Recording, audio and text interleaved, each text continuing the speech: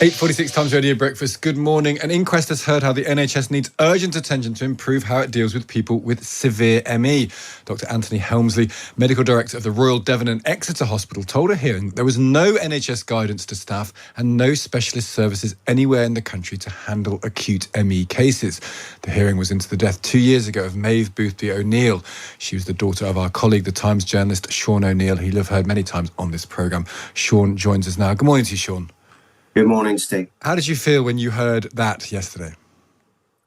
I actually introduced that into the record myself because we're not at the stage yet where we're hearing direct evidence. So I was making a submission to the coroner for this to be an Article 2 inquest, meaning that there'd been a breach of Maeve's right to life provisions. Article 2 is the protection of life by the state. And to bolster my argument, I quoted from Dr. Helmsley's statement, which I think is quite a remarkable statement, to say that the NHS, nowhere in the country does the NHS have the resources, the facilities, the skills, the training to treat people who are admitted with severe ME. And the point I made to the coroner was, imagine if this was a different illness. Imagine if the NHS was saying, we can't treat cancer, we can't treat heart attacks, we can't treat severe illnesses. That would be an extraordinary thing in any other illness. But for ME, it seems to be almost acceptable. And that has an impact on tens and tens of thousands of people. Do you think that the state ultimately let you down when it comes to your daughter? I think the state let Maeve down. The largest institution in the state, the National Health Service, was unable and to some degree unwilling to treat her illness. It didn't, when they say they're not commissioned to treat severe ME, I mean, they're not instructed to, they're not asked to, it's not regarded as a serious illness, yet we know now that it's a fatal illness. And has that view changed? Because I remember, reading about this for years, where there was a debate about the existence of ME. You can't test for it on a blood test, and therefore people didn't always accept how serious it was. Has that shifted over the years in the minds of some doctors? How have we got to when it comes to the recognition of ME?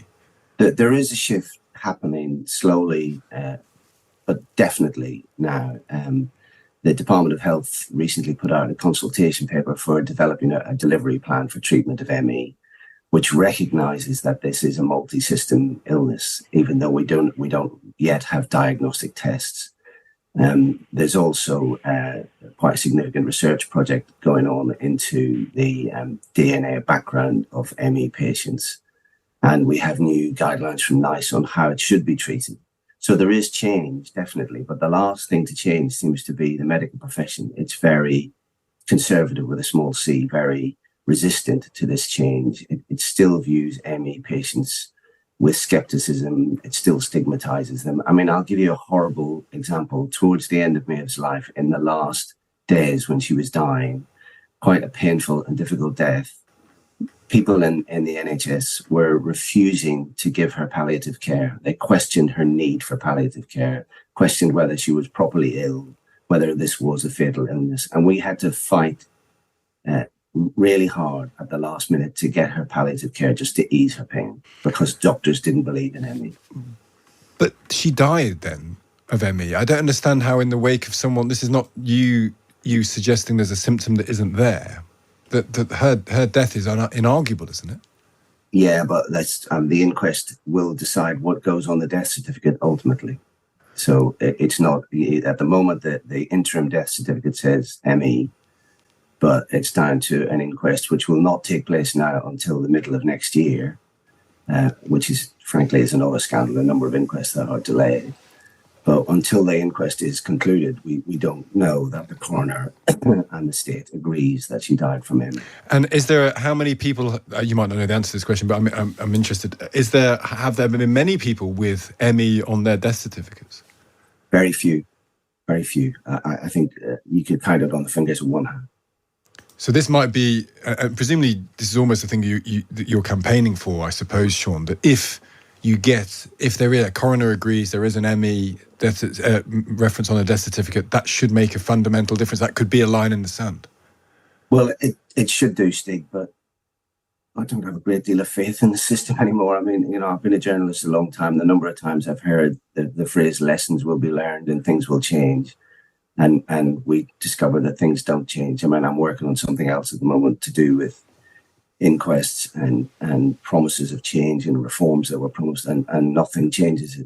And I have limited faith in the system's ability to change. I think what happens in the court of public opinion on programs like this, in the Times, the way these things are discussed, that's more important than what happens in the coroner's court. That's a sad thing they have to say that. Just finally, Sean, how do you feel when you think of your daughter then? This must be bringing it all back in a difficult way. It is.